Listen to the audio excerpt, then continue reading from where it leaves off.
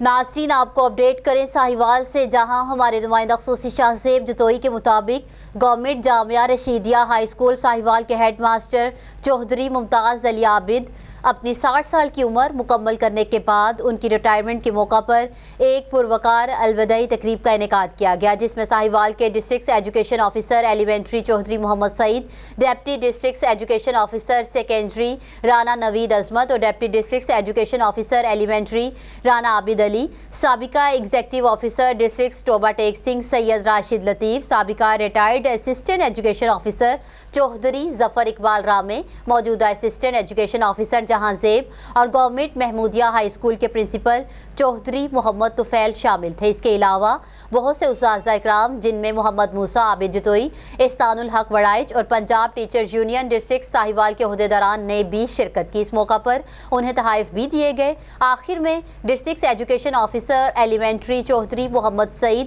اور دیگر نے ان کی خدمات کو سراہتے ہوئے کہا کہ ہماری نیک تمنائیں ہمیشہ آپ کے ساتھ ہیں، اور اس موقع پر پروقار کھانے کا بھی انتظام کیا گیا۔